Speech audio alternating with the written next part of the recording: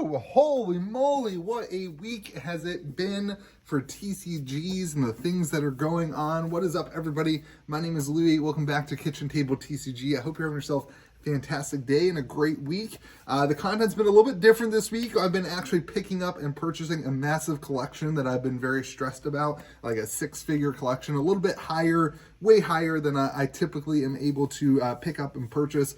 So I apologize for the lack of videos. But hey, I want to chat today about risk tolerance because all this stuff is actually included in me buying this collection and the current state of the TCG market and what has happened this week and in the last couple months with a couple other games. So I want to get into it. I think it's a good takeaway. So hopefully you'll subscribe and be here. Consider joining the Discord server at KitchenTableTCG.com.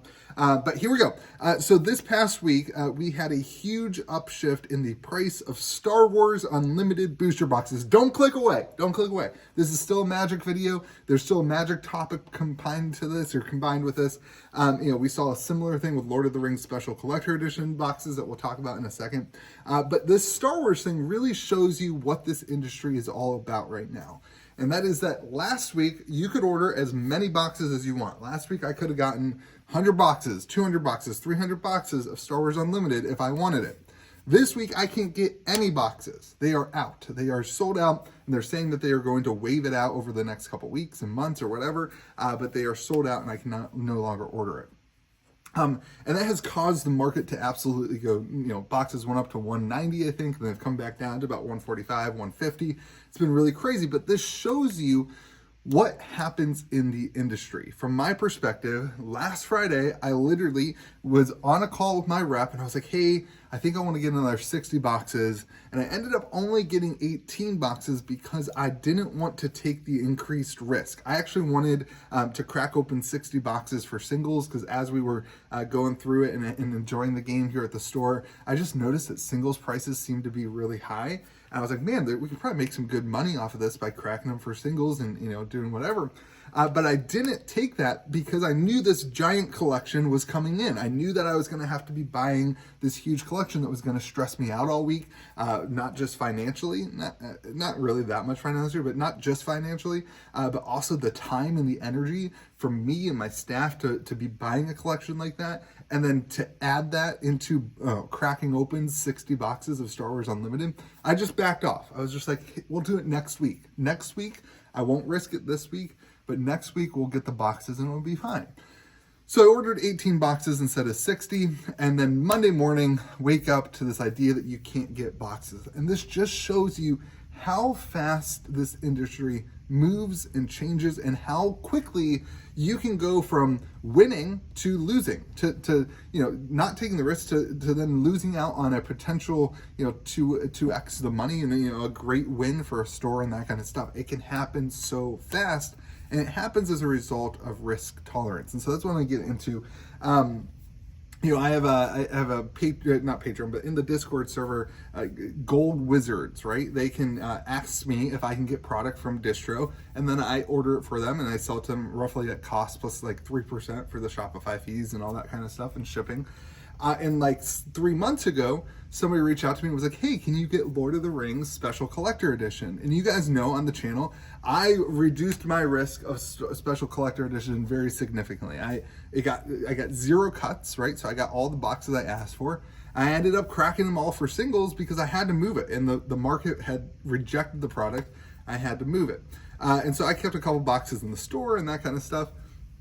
But I didn't have boxes. So when he asked if I could get boxes and I could, I decided to pick up a couple of cases of boxes to have. And at that time, I was all in on taking that risk. I was more comfortable in doing so. And now those are skyrocketing. Those are going to two opposite stories you can see of the same person, me, being able to take risk in one time and not in another time. And this is where I want to get into like the nitty gritty for you that I hope you can take away. I always try to get you to take something away from these videos other than just like, hey, watch some guy who barely knows what he's doing, try to run a store or whatever. And here's the thing. You have to evaluate your own personal risk. You watch me, you watch Rudy from Alpha Investments, you might watch another content creator talk about things, and you watch us take risks. that are calculated on our end. And I think a lot of the times, if you flip the camera, maybe you think you should be taking the same type of risks. At the end of the day, we can take different risks because of the business side of things that you can. And I think if I have an encouragement for you as an audience of this, it's to evaluate your current risk level and aim to grow your risk, okay, if that makes sense. In this industry, you make money by taking increased risk, okay? That's how things work. It's just the more boxes you take. If I would have taken an extra 100 boxes of Pokemon, my price point on Pokemon would have gone down like $6 a box, okay? If I increase my risk on the product, I can have more wins on the backside. It's the way the business works. It's the way the whole economy of TCGs works.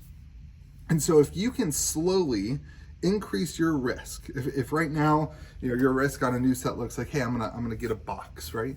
If you can slowly increase that to negotiating a price with your LGS to get a case at closer to cost, then you are able to make more profit, and whether that be more cards that you have for playing, whether it means you're doing the singles website on TCG Player, whether it means you're collecting in sealed boxes and that kind of stuff. If you're able to increase your risk, you're able to increase your reward on the back end. But you have to be able to do that in a slow way. When you're watching a content creator, it's easy to be like, man, I should do that.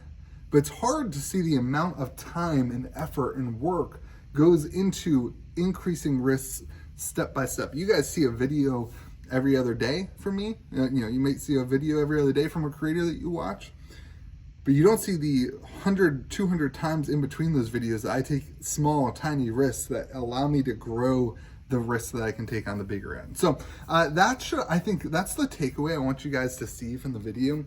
Is the idea that this industry is so geared towards, can you afford to take a step out of the boat and take a huge risk?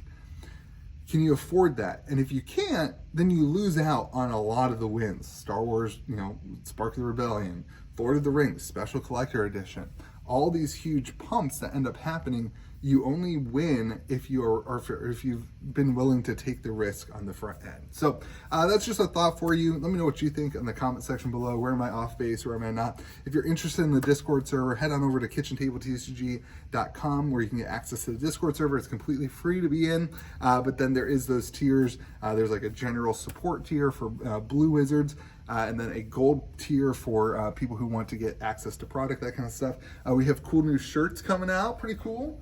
A little sneak peek, cool new shirts, really excited about them. Those should be out in the next week to 2 weeks. I'm waiting on another little special part of that for you guys. I'm really excited about it. So hopefully you guys have a great day. I'm gonna go back, I'm almost done with this collection. Check this out, I'm almost done. I'm gonna go back to finishing this up. I'm almost done with this collection. It's the last box of cards of like 10 boxes of cards that I had to go through. There's the good ones, the good stuff. Hope you guys have a great day. Remember to be kind to the people around you. We'll see you again next video.